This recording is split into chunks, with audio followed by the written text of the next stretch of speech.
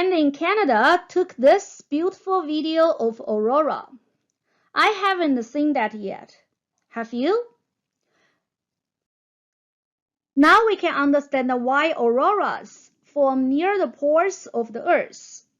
We have learned that the magnetic force acting on charges equals the charge multiplied by the velocity vector cross product the B field vector. The force is perpendicular to the direction of the motion and the direction of the B field. As a result, the charged particles in the solar wind are affected by the Earth's magnetic field before reaching Earth, changing direction and mostly bypassing Earth. How lucky we are! The Earth's magnetic field provides us a shield to deplete most of the solar wind. Otherwise, those high-speed and high-energy charged particles can be very harmful to us.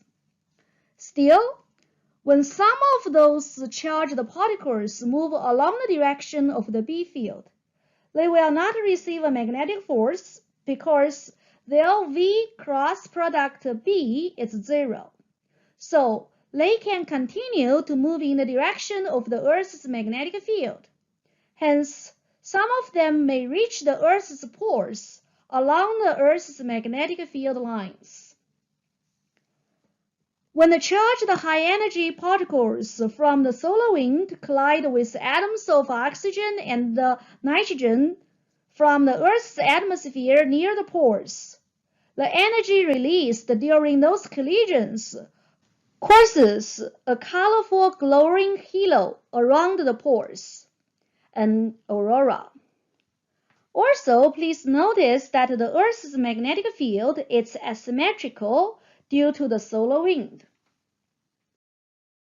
Luckily, the Earth is well protected. Please notice that the thermosphere layer of the Earth's atmosphere absorbs most X-rays and deep UV from the sun. Only a small portion of the UV light from the sun arrives at the surface of the Earth. Still, they can be harmful, so we need to wear sunscreen during outdoor activities. Many air molecules are ionized in the thermosphere layer at a high altitude of more than 85 kilometers above the Earth's surface. Different molecules and atoms have their intrinsic characteristic line spectrum. That's why auroras can have different colors. When the high-energy electrons directly collide with the oxygen atoms at a high altitude, more than 200 kilometers, the photons released are often red. When the high-energy electrons directly collide with the nitrogen atoms, blue light is often produced. Green is the most common color for aurora. When a secondary electron collides with an oxygen atom, it is likely to produce a green photon. At lower altitudes, air molecules are denser than atoms. The electrons collide with nitrogen molecules at lower altitudes, produce crimson photons. Also, red plus green appears yellow to human eyes, etc. So, we may see auroras with different colors. Are there auroras on other planets? Yes. As long as the planet has an atmosphere and a magnetic field, there are auroras due to the solar wind.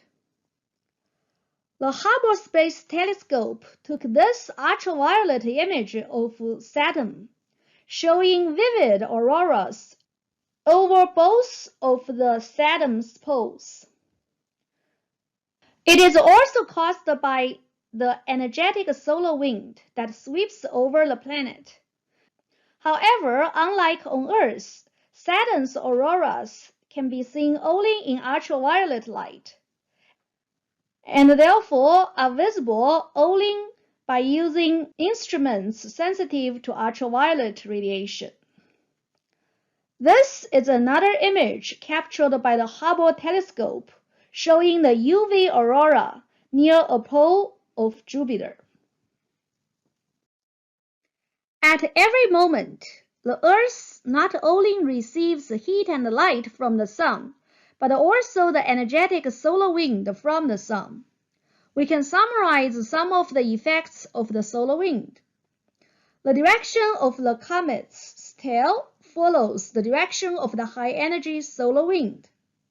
The formation of aurora relies on solar wind. The solar wind also can interfere with the Earth's magnetic field and the electromagnetic waves around us. Hence, it can affect telecommunication devices, telephones, GPS, circuits, equipments, etc. They can also cause electromagnetic damages to satellites.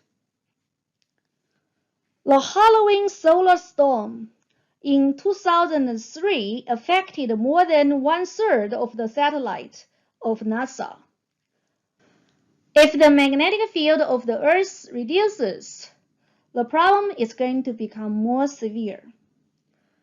It is the Earth's magnetic field that shields most of the solar wind and protects us.